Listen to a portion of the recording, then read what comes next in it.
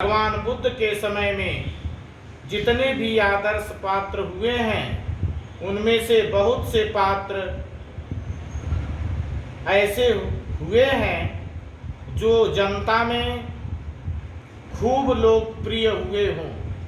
वैसे तो सारा का सारा बौद्ध साहित्य ही अंधकार में धकेल दिया गया था, किंतु फिर भी जितने पात्रों का परिचय जनता के बीच शेष बचा रहा, उनमें से अंगुलीमाल नामक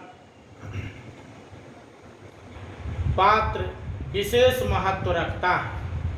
अंगुलीमाल के पात्र ने सारे संसार को खूब प्रभावित किया। छोटी आयु के बच्चों, वयोवृद्ध जन सभी के लिए अंगुलीमाल के करिश्माई पात्र में कुछ न कुछ प्रेरक एवं आकर्षित करने वाली सामग्री अवश्य ही मिल जाती है। अंगुलीमाल के जीवन चरित्र में आपको बेमिसाल प्रेरणा के अंकुर मिलेंगे, रोंगटे खड़े करने वाले वृत्तांत मिलेंगे, ममत्व की पूर्ण सामग्री मिलेगी। सहपाठियों के रूप में खलनायकी की वानगी के अलावा आपको विशेष रूप से इस चरित्र के माध्यम से तथागत सम्यक संबुद्ध की अति सूक्ष्म मनोवैज्ञानिकी उपदेश शैली का दिग्दर्शन भी मिलेगा। साथ ही आपको मिलेगी उस सामाजिक क्रूर व्यवस्था की झांकी जिसने गुरु दक्षिणा के बहाने एक अहिंसक को हिंसक बनने पर बाध्य किया। जब कभी भी किसी बिगड़ैल व्यक्ति के उद्धार की चर्चा चलती है या जब कभी किसी हिंसक प्रवृत्ति के क्रूर व्यक्ति द्वारा सदाचार के मार्ग का अनुशीलन की चर्चा चलती है, तो ऐसे क्षणों में अंगुलीमाल का वर्णन अनायास ही जबान पर आ जाता है। 2500 वर्षों से अंगुलीमाल का चरित्र कितना सजीव रहा है, यह इसी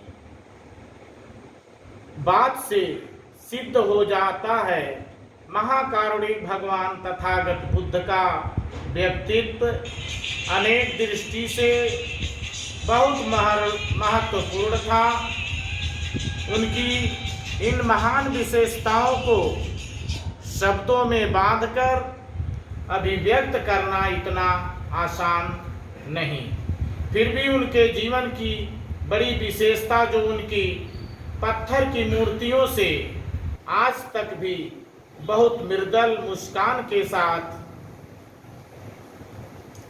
प्रवाहित होती दिखाई देती है, वह है उनके दिव्य व्यक्तित्व में मैत्री भावना का पूर्ण प्रकाश तथा असीम करुणा का साक्षात दर्शन। अंगुलीमाल नाम का क्रूर व्यक्ति कौशल देश का एक कुख्यात डाकू ऐसा कहा जाता है। उसने आदमियों को मार मार कर उनकी अंगुलियों की माला बनाकर अपने गले में डाल रखी थी, इसीलिए उसका नाम अंगुलीमाल पड़ गया था। त्रिपिटक के एक विशेष ग्रंथ थेरी गाथा के अनुसार अंगुलीमाल का प्रारंभिक नाम अहिंसक था। उसके पिता का नाम भग्व था।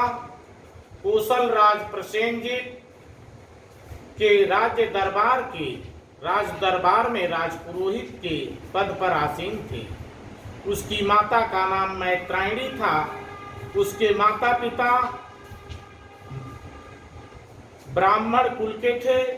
आचार्य नाम का मणिभद्र, गुरु माता का नाम भद्री था। अंगुलीमाल के अंदर 7 हाथियों का बल था। अहंकार उसे छू तक नहीं गया था। आचार्य के वजह से अहिंसक से अंगुलीमाल बना था।